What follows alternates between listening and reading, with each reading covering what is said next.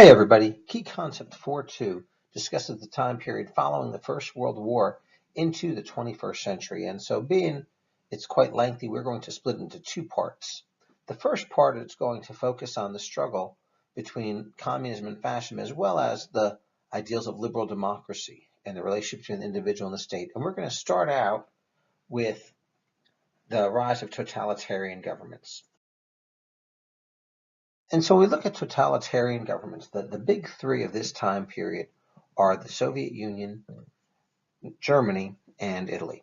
The Soviet Union from the period of the Russian Revolution from 1917 forward, Germany from Hitler's taking of power in 1933, and Mussolini came to power in Italy in the 1920s. And so as we talk about these three, we're going to kind of intertwine some of them in together. So one of the first and simplest characteristics of totalitarianism is that it's one leader or one party. In Germany, the leader was Adolf Hitler, the Führer, and the party were the Nazis. In Italy, it was Il Duce, Benito Mussolini, the party was the Fascists. And in the Soviet Union, at first it was the Bolsheviks, later renamed the Communists. Earlier its leader was Lenin, and later Stalin. In addition, the idea of totalitarian governments is that they are based on the masses, very different than the old conservative authoritarian governments that existed in a prior period. So, for example, the old authoritarian regimes, like Louis XIV, Peter the Great, Catherine the Great, even Metternich, they generally, they limited popular participation in government. It was forbidden. And this is a stark contrast to 20th century totalitarianism, where people were expected to participate in the system and actively support the regime, as demonstrated by the Hitler Youth in Germany, the Beria in Italy, and even the 5-year plans in Russia. Also, the old authoritarian regimes were limited in power and objectives, and they just lacked the modern technology and communications to really control many aspects of their subjects' lives. And what we're going to see, totalitarianism, this new technology made total control possible. It was based on the masses. Radio, automobile, and telephone were used. Governments could wiretap telephone lines to spy on suspected dissenters. Improved communication enabled regimes to coordinate quickly with local officials. Radio was a great tool for propaganda. Even think about in the United States how it was used for fireside chats, or in FDR's term, just to kind of soothe the public. And automobiles, trucks gave these regimes increased mobility. And so we'll see the tools of totalitarianism: censorship, indoctrination, and terror. Virtually no freedom of the press existed, as we'll talk about in a minute. Education was geared towards creating loyal citizens of the state while demonizing potential enemies. And failure to support or comply with government policy often resulted in physical punishment, harsh imprisonment, or death. Totalitarian leaders rely very heavily upon propaganda. Hitler and Stalin were portrayed as superheroes of the time period. They were going to rescue Germany, or Hitler was going to rescue Germany from the perils of Versailles. And in addition to this propaganda, they were very militaristic. All will begin to build up their militaries to defend them against the enemies, real or imagined. So another characteristic was that they mobilized society towards a great goal. For Nazi Germany, this goal was the vanquishing of the Treaty of Versailles and to pull Germany out of the depression, of which the Nazis were actually quite successful. For Stalin's Russia, they were able to mobilize towards the goal of industrialization. People were expected to sacrifice, which they did. And the 5-year plans, in that respect, were a success. Of course, there was great human loss because of the sacrifices. Individual rights often disappeared. We talked about secret police are very common. So, for example, the Nazis relied upon the Gestapo. The Soviets relied upon the Cheka, later renamed the KGB. The Italians have their secret police.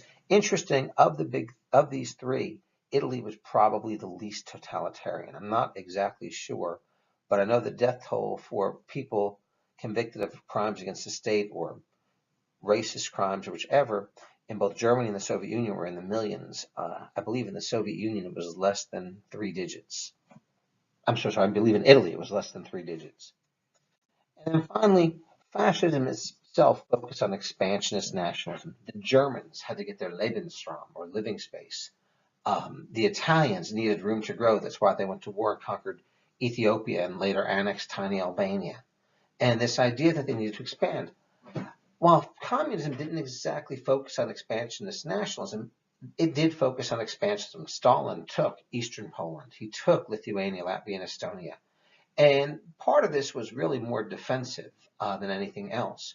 But this idea that they had to expand really will be a consistent policy of the Soviet Union to expand their sphere of influence and expand their ideology throughout the 20th century.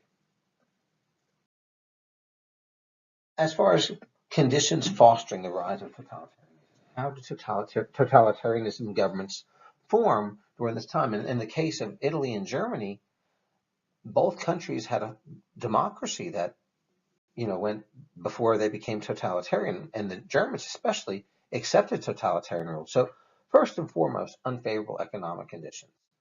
The Germans suffered more than any other country in Europe from the Great Depression. I think unemployment rates were over 40%, and some industrial cities had 60 and 70% unemployment rates.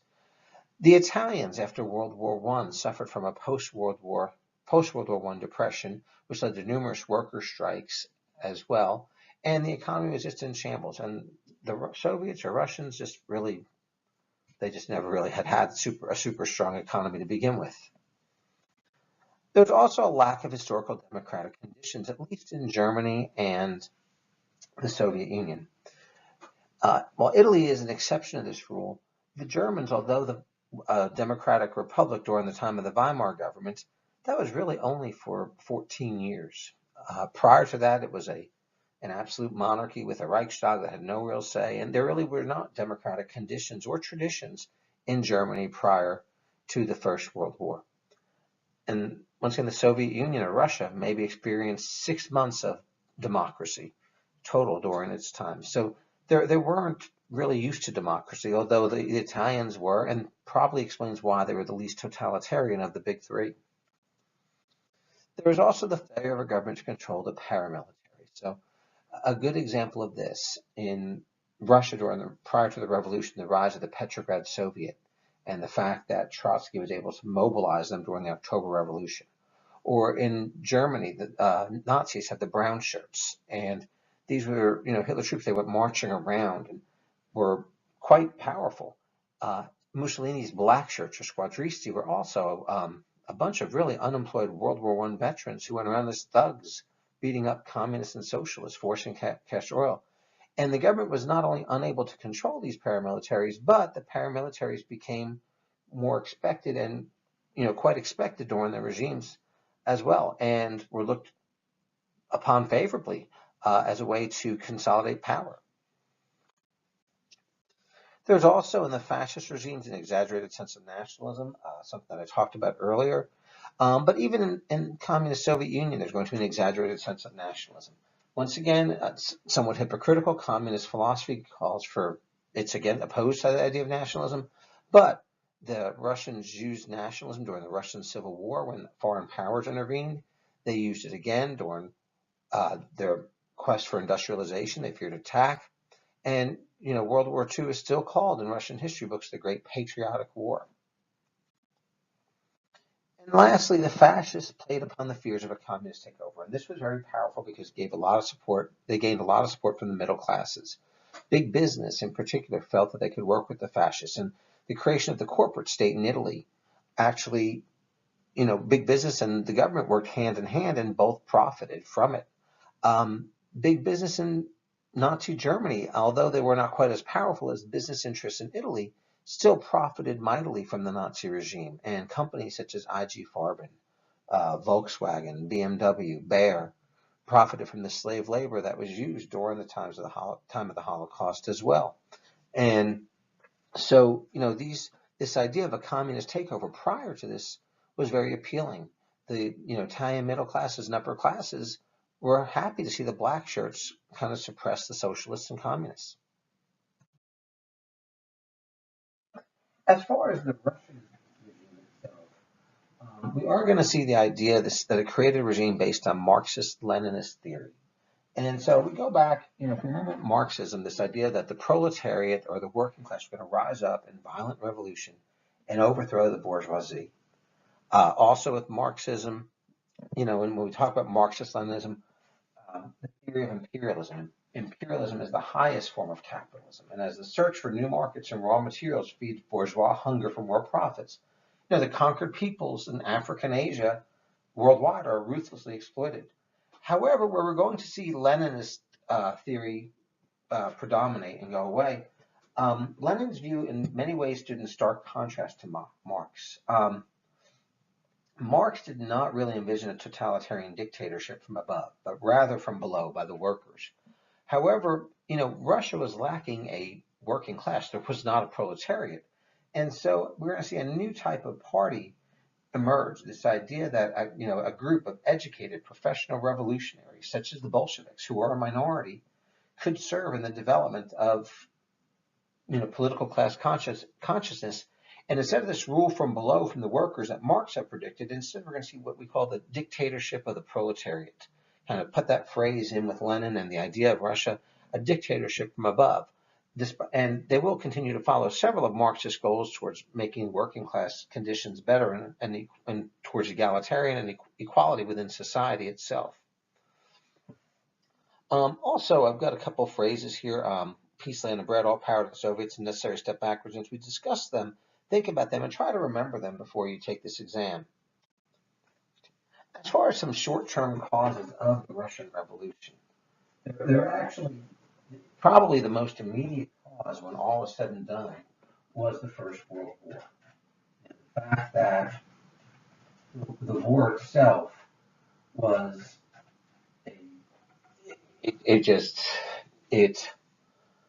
demoralized Russia. Soldiers were being sent into battle without weapons and told to scavenge from their dead comrades.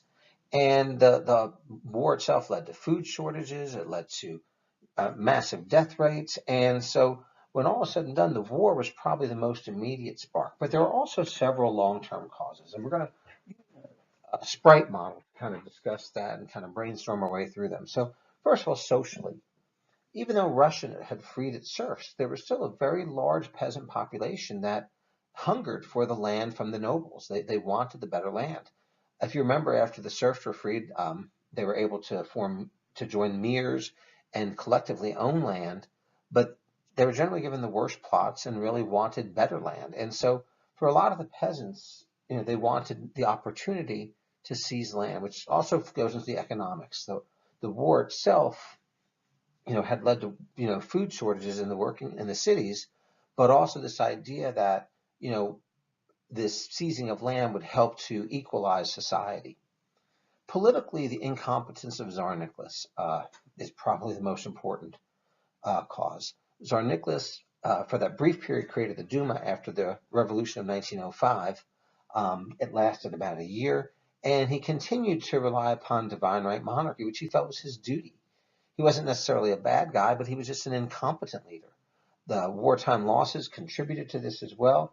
And at one point during the March Revolt, basically the trains refused to bring him back to Petrograd in order to try to do anything to quell the revolution, and thus he was forced to abdicate. One other thing politically, a lot of the upper classes wanted a parliament. They wanted some type of parliamentary system, some type of parliamentary monarchy, and so they were agitating for reform as well. Religiously, I wouldn't really say religion was a cause of the revolution, but we do know that religion profoundly changed in Russia as a result of the revolution. We are going to see communist ideology and Bolsheviks support a policy of atheism, and many the primacy of the Orthodox Church in Russia pretty much disappears during the 20th century. Intellectually, Russia had been a place with revolution activity. Go back to the time of Alexander II and the rise of the intelligentsia, this group of educated elites who dabbled in radical politics such as anarchism, Bolshevism, Menshevism, and that wanted to overthrow the government. And so this idea was predominant. And a lot of these intellectuals, this intelligentsia, not all, but many of them came from the middle and upper classes as well. And finally, like I said, economically, the changes that were expected that would occur, the food shortages would satisfy the workers, land seizures would satisfy the peasants, and all really wanted out of the war. And so in March of 1917, worker strikes in Petrograd began the trigger for this revolution. The Tsar was unable to make it back, and as a result, he abdicated. And we're going to see a provisional government led by Alexander Kerensky, which is set up. And this provisional government set up a Western-style democracy, and they wanted the support and aid of the Western democracy, so therefore they stayed in the war. But it was also during this time period that we are going to see the whole idea of the increased power of the Soviets, particularly the Petrograd Soviet.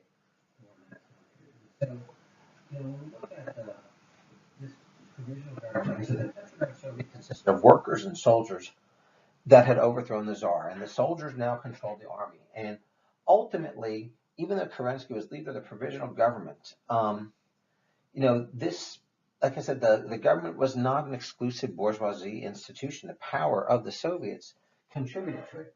And Kerensky was a moderate. He rejected outright social revolution. He didn't want to immediately confiscate the large landholding and give them to peasants. But he did implement a liberal program. He implemented ideas of equality before the law, basic freedoms such as speech and religion, amnesty for political prisoners, and so forth. And so, this was the moderate regime that took the place of the Tsar's order. Also, Army Order Number 1 was issued by the Petrograd Soviet, seeking to replace military officers that had been loyal to the Tsar and put the Soviets in charge of the army. And it stripped officers of their authority and placed power in the hands of elected committees of common soldiers. And this actually was a disaster. It led to the collapse of army discipline. That, combined with the fact that many of the illiterate peasants in the army were hearing rumors of land seizures, where they were deserting in order to try to get back to get their share. And by the summer of 1917, really anarchy had plagued Russia. Numerous nationalities and local governments took matter in their own hands. Peasants began to seize the lands from the lords, often violently, very similar to the Great Fear in France in 1789. And by 1920, the number of landless peasants had really decreased by almost half. Also with this, we're going to see the return of Lenin. And in April of 1917, Germany arranged for Lenin to be transported back to Russia in a sealed railroad car, and they hoped to get Russia out of the war by, hopefully that Lenin would foment a more radical revolution. And Lenin went back in his famous April theses that rejected all cooperation with the provisional government and called for a socialist revolution. Two of the famous slogans: all power to the Soviets or to the workers' councils, and all land to the peasants, plus stop the war now. The idea of peace, land, and bread as well as another of those slogans. Peace appealed to almost everyone. Land appealed to the peasants, and bread to the working classes. And, like I said, Lenin broke from Marx. He believed that a small professional revolutionary elite could force it. And ultimately, Lenin was forced to flee. This is still in April, but the Petrograd Soviet keeps its control for this time period. And we're not going to see the fall of the provisional government until November, what we call the November Revolution, or October in the old Russian calendar. And this is when Leon Trotsky, leader of the Petrograd Soviet, led the Soviet overthrow and arrest of the provisional government. He was Lenin's right-hand man, probably the second most important figure in Russia, in the Bolshevik organization. And there was very little bloodshed. And on November 8th, the Bolsheviks basically officially took control of the government. Opponents were arrested, including many Mensheviks. The Cheka was created to eliminate opponents. And we're going to see, in fact, by the end of 1918, the Russian Civil War coming. The Bolsheviks were able to pull Russia out of the war with the Treaty of Brest-Litovsk, and Russia is going to begin to make some reforms. The peasants are taking it. There's like I said, peace. But the Civil War is going to begin in 1918, and it's really between the two groups we call the Reds and the Whites.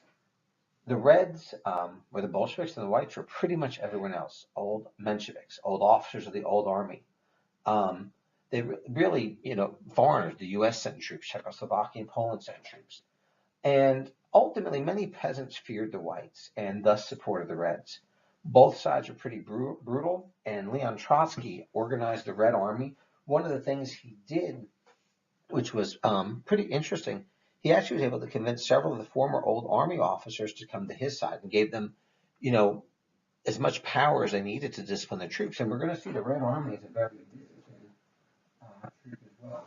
And ultimately, by 1920, the Reds are able to win the Civil War, and they establish themselves as the true leaders of Russia, which is about to be renamed the Soviet Union. Also, the Bolsheviks mobilized the home front in the Civil War in what was called war communism. And this was the earliest form of socialism. It basically applied a total war concept to the Civil War. All land was nationalized. The state took control of heavy industries, ended private trade, and they forced peasants to deliver food to towns. And the Cheka hunted down and executed thousands of opponents, the Tsar and his family, and other enemies of the proletariat. And ultimately, over 2 million people left Russia, and millions more died because of the Russian Civil War, Revolution and Civil War for this period. As I said earlier, by 1921, though, the Reds were victorious and set up his government. And so Lenin's actions, we already talked about war communism. A few other things that he also did. He renamed basically the communists. Bolsheviks been well organized. He renamed the Bolsheviks the communists, and he's going to create the Union of Soviet Socialist Republics, USSR, what we call the Soviet Union, in 1922. Theoretically, it was a union of all of the states within the former Russian Empire, each with their own, like the Ukrainian Soviet Socialist Republic or the Belarusian Soviet Socialist Republic, so forth. However, the reality was a dictatorship of the proletariat with all control. He moved the capital to Moscow, and we will see. And overall, when we look at the Russian Revolution, like I said, millions dead, high estimates as high as 15 million. Economy was ruined. War communism just devastated the economy. International trade disappeared, and we're going to see massive changes. So one of the first things, like I said, war communism had really devastated the economy. And so Lenin is going to have to do something in order to deal with this war communism. So what we're actually going to see in 1921 is implementation of what's called the New Economic Policy, or the NEP. And this essentially was what Lenin called as necessary step backwards. It was his response. The peasants were not happy with the nationalization of land. The militaries, there had been the Kronstadt Rebellion, which was a pro-Bolshevik sailors that actually mutinied against the government. And in order to calm things down, plus the death toll, some capitalist measures were allowed, thus the necessary step backwards. The government would not seize surplus grain. Peasants could sell grain in the open market. Small manufacturers were allowed to run their own businesses. And the government remained in control of heavy industries, banks, railroads, and so forth. And so the NEP actually, the economy improved. Industry, agricultural output were back to pre-World War I levels. Workers were shorter hours. And even a temporary relaxing of terror and censorship. An interesting little side note about the NEP, later, during this time period, Stalin was very supportive of Lenin and the NEP, and he's going to be the person that later totally reverses it. Trotsky, Lenin's right-hand man, warned against it. Trotsky knew, despite the death, he felt that they had to go forward, kind of Machiavellian, like the ends justifies the means. Like I said earlier, we're going to see the creation of the Soviet Union during this time period. And we're also going to see Lenin suffer a series of strokes that are going to begin to lead to his demise. And the power struggle between Trotsky and Stalin actually began prior to Lenin's death and continued after Lenin's death until it was pretty clear by 1927, 28. I think in 28, Trotsky was forced into exile. And in 1940, one of Stalin's agents actually hunted him down in Mexico City and killed him with an ice pick. It was interesting also that Trotsky was erased from Russian history books, as were really anyone that had opposed Stalin. So as Stalin begins his reign in Russia, And, he goes on, we're going to see some changes. First of all, we're going to see the idea of economic modernization. By 1927,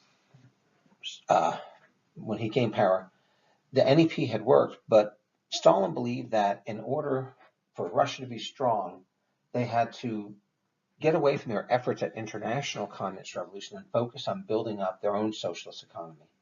And this idea that, socialism in one country and make the Soviet Union a model socialist country. Trotsky had been opposed to that. He was much more in line with Marxism ideologically.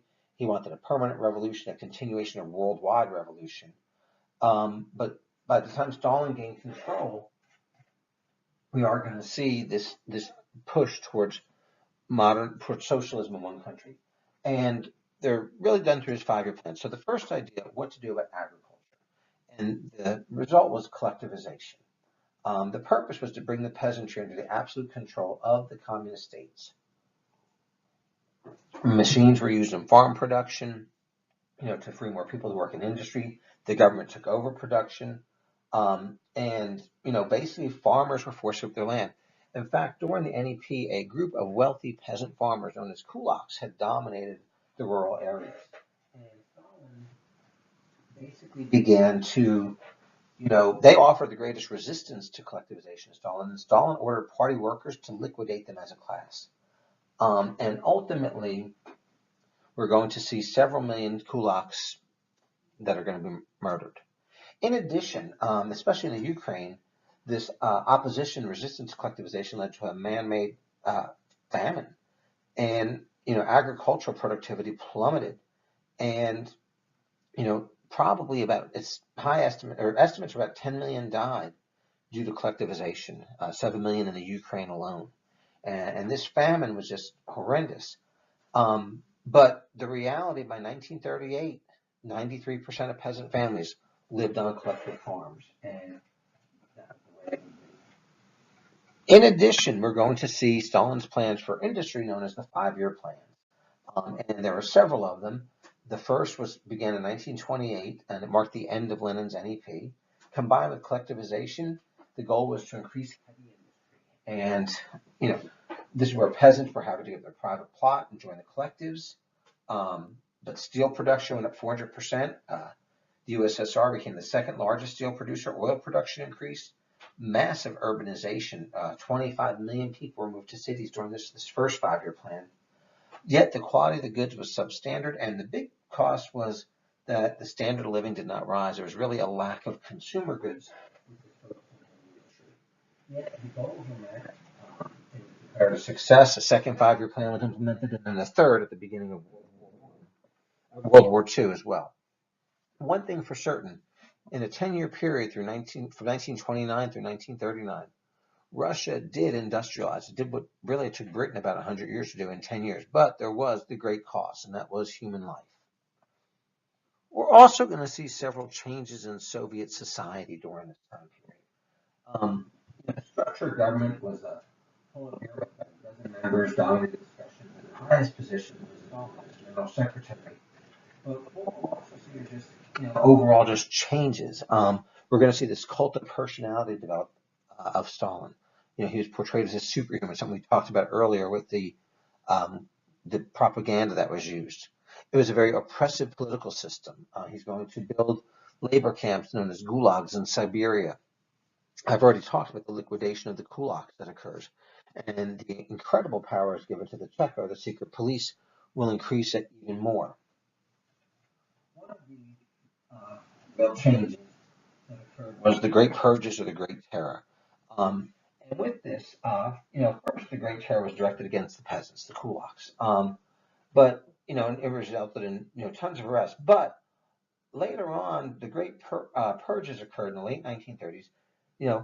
Old Bolsheviks who had been Lenin's closest followers were tried and executed. 40,000 army officers were expelled or liquidated. Millions of citizens were killed that died in gulags or just simply disappeared. And the Great Terror resulted in about 8 million arrests. There were show trials which were used to eradicate enemies of the people. And interestingly, a lot of the old Bolsheviks actually, their families were spared if they would confess to these horrendous crimes. And They often did, but they also, many of them felt they were doing the last service to the party as well. We do know that, through all of this, Stalin um, brought his own system and really was the unrivaled ruler of the Soviet Union. I'd also like to talk a little bit about the goals of women. And the Russian Revolution immediately proclaimed equality of rights for women, which was pretty revolutionary for that time period. In the 1920s, divorce and abortion were made easily available, and women were urged by the state to work outside the home and to liberate themselves sexually. Many women worked as professionals in universities, uh, and we will see that. However, despite this, there was somewhat of an unequal burden. On the positive side, like I said, by 1950, there were more women doctors in the Soviet Union than there were men doctors. The pay was still fairly close to men's pay. But men continued to monopolize the best jobs, and women were still expected to follow traditional household chores in their non-working hours. Soviet men considered home and children women's responsibility. And so, in many respects, like I said, these were unequal burdens that were placed on women as a result of the revolution. On paper, they were more equal than ever before, but traditional stereotypes remained, and their workloads actually increased. Just going away from communism, let's go to the opposite side of the political spectrum, to the right side. The ideology of fascism, with roots in the pre-World War I era, gained popularity in this environment of post-war bitterness. The rise of communism, uncertain transitions to democracy, and economic instability. Once again, we talked earlier about totalitarian states that use modern technology and propaganda, and this was, in all the fascists or communists. They generally rejected democratic institutions and talked against democracy. And they had the charismatic leaders we talked about: Adolf Hitler, Benito Mussolini, Il Duce. They portrayed them as superhuman. And they glorified war nationalism. They glorified, like the Germans glorified, this Aryan race. And if you look at the bottom left-hand picture, the Deutsch student, the German student, this superhuman, this super Aryan, that would be used as well. They also used propaganda. The Triumph of the Will. The Germans used film quite well. And the Triumph of the Will showed just the importance of German nationalism, while it also showed led to increased anti-Semitism in Germany, and declared the Jews to be enemies of the state. And this became accepted by many of the people in Nazi Germany. As far as Mussolini and Hitler's rise to power, both exploited post-war bitterness. Okay? And you have to remember, there's a very different time period. Mussolini came to power in the 20s, Hitler in the 30s. And so Mussolini was really, he capitalized, as I spoke about before, on the post-war economic conditions that occurred in Italy. Hitler on the Depression 10 years later in Germany, and also, constant preaching about the Treaty of Versailles. So, we're going to see that the Italians were upset with the Treaty of Versailles because they weren't given all they were promised. And the Germans were upset because of everything, especially the German war guilt clause, territorial losses, the Rhineland, and so forth. I already said about the economic instability. Both also used terror, and as I said earlier, Mussolini less so than the Nazis. But Mussolini still, as a fascist, used terror. The black church were these thugs, and ultimately, Mussolini, the whole basis of Italian fascism, everything in the state, nothing outside the state, nothing against the state. All independent labor unions were organized into government-controlled syndicate. And some of his enemies were hunted down. The death of Giacomo Matteotti, the leader of the socialists, was just one of those examples. But like I said, Italy never really became a truly totalitarian regime. The old power structure remained, and he never attempted to really purge the conservative classes as well. Going in there. There was also they were also able to manipulate the fledgling democracies in their countries. So when both came to power, for example, Mussolini came to power, like I said, Italy was dealing with the post-World War I issues. They have a parliamentary monarchy, I think it was King Victor Emmanuel, but he was able to convince Victor Emmanuel to appoint him as prime minister, and then he had his famous March on Rome. after the fact to kind of show this power. Hitler did something quite similar as well. Hitler's party was able to win about 30% of the vote in 1932, and as a result, he convinced the president von Hindenburg to appoint him as chancellor. And so both came to power through legal methods, legal means.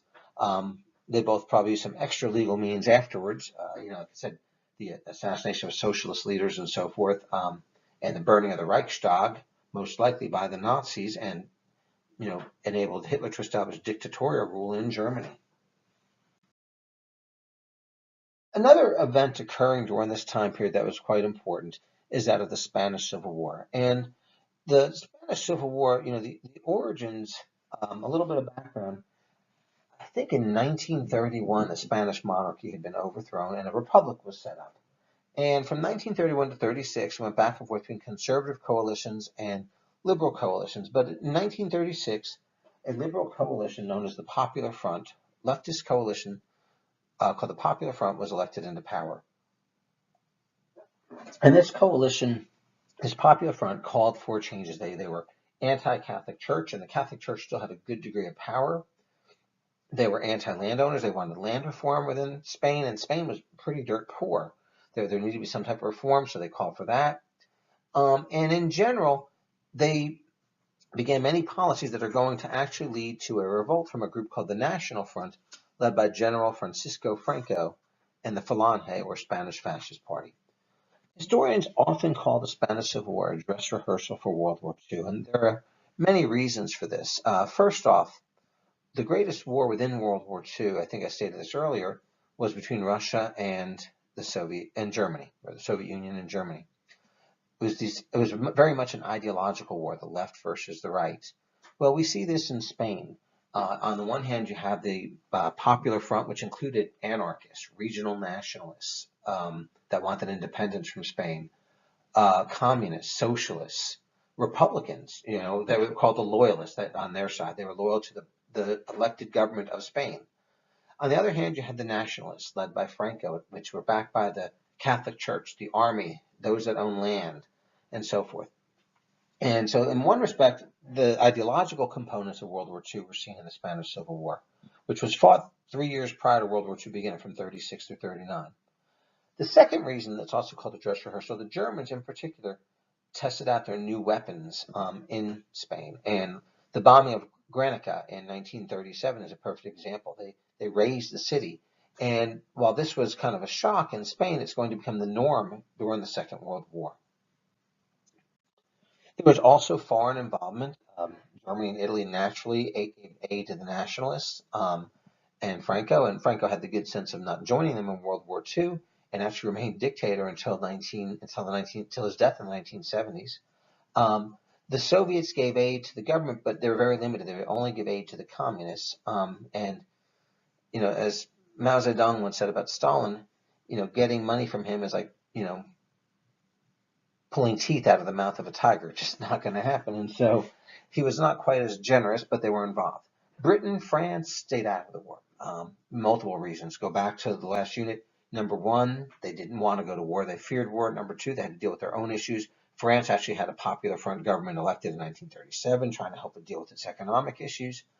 And then also, they really couldn't decide what was worse, fascism or communism. And so let the two kill each other. They were not willing to ally with the Soviet Union during this. And finally, what we are going to see, though, with foreign involvement as well, is a group known as the International Brigade. A lot of leftist intellectuals took it upon themselves to go and join the Spanish Republic and to help fight for freedom, help defend the Republic. Included people like Ernest Hemingway, George Orwell. And the results, by 1939, the fascists won, or nationalists, and it was the end of the war itself, and like I said, Spain stayed out of World War II as a fascist dictator was set up. Okay, we've talked a lot about Germany, Russia, and even Spain. I want to talk a little bit about Central and Eastern Europe. And, attempts at parliamentary democracy really failed in every country in Central and Eastern Europe and the Balkans, with the exception of Czechoslovakia, which remained a democracy between the wars.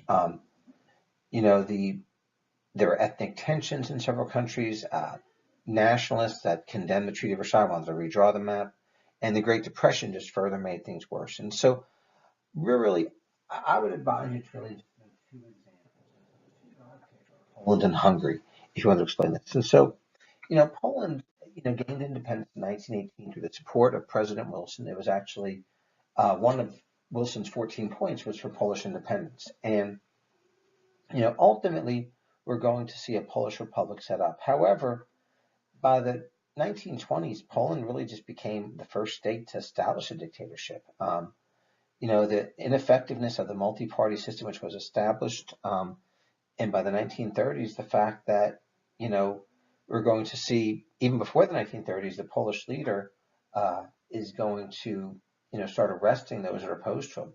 And, by 1930, after opponents and so forth are arrested, we're going to see the manipulation of elections that are ultimately going to evolve into a dictatorship and will continue that way until Germany's invasion of Poland in 1939. Second country that we can talk about is also Hungary. And so you remember Austria-Hungary broke up at the end of World War I, and there was actually a communist revolution led by Bela Kun in 1919, which ultimately failed by 1920. But Hungary had probably the most territorial grievances in the post-World War era. They had lost about 2/3 of their territory and 60% of its pre-war population in the Treaty of Trianon. And ultimately, we're going to see a, authoritarian right-wing government. And by the eve of World War II, beginning in 1932, a fascist prime minister that basically is going to be friendly with Germany, perhaps in the hopes of getting back some of the territory that they had lost. The last topic I want to talk about today is that of the Great Depression and the Great Depression's effect on Europe. It obviously was caused by weaknesses in international trade and monetary theories and practices that are going to really hurt the Western European democracies. Think about the end of democracy in Germany, popular front governments in France and Spain, and different radical political responses. And so keep in mind the weaknesses included several things. Number one, World War I debt. Germany was both unwilling and unable to really make their reparation payments. And by the 1920s, a more reasonable schedule was made where the Americans, through the Dawes Plan, invested in Germany. In turn, the Germans were able to pay back Britain and France, who could pay back their war debts to the Americans. Unfortunately, it was a cycle that led to, when the stock market crashed in the United States, that investment dried up, leading to an even worse depression in Germany. Also, once the Depression began, there were nationalistic tariff policies. These already existed prior to this time period, and they actually increase once the Depression began. We're going to see a tariff war introduced by the U.S.'s Hawley-Smoot tariff. There was overproduction. Currencies were not worth as much. There were disrupted trade patterns, and there was overspeculation. And all of these weaknesses contributed to an economy that was vulnerable. And in 1929, like I said earlier, the dependence on the post-World War I U.S. investment led to financial collapse after the 1929 stock market crash. Ultimately, we're going to see new economic theories attempted. For example, Keynesianism in Britain, which is actually going to be a pretty accepted mode later on. But the idea that John Maynard Keynes had actually criticized the Versailles Treaty, declaring its punishing of Germany would damage the European economy. And so Keynesian economics basically calls for the idea that, it was really used more after 1938 that, that the government should help prop up the economy through public works programs, through subsidies. If you remember, even like in the Great Recession of 2007 in our country, the government poured money into and ran up, deficits in order to create jobs and to keep the Great Recession of 2007 from becoming a Great Depression. And that it was the government's responsibility to do this. And this was used in Britain overall. Also, we're going to see ideas of the Popular Front. Once again, this coalition of Republicans, Socialists, Communists. I talked about that in Spain. There was also one in France led by Leon Blum. The impact of the Depression was not as severe in France because it wasn't as highly industrialized as Germany and the United States. But it did give rise to this support to this radical, to a right-wing fascist type movement. And so, the Popular Front was an alternative to that. And like I said, the Depression itself led to extreme movements in all the countries. The national government in Britain, the British Union of Fascists were formed. Like I said, French fascists as well. And we'll see that, and we'll also see the growth of communist movements as well. Socialists, I think the Fabians maybe in Britain, I could be wrong on that, and other such groups. Sorry for the length of this one. I know it's a long one, but there's really just a lot of material. Our next one will not be as long, and it will cover the period from in the post World War II period.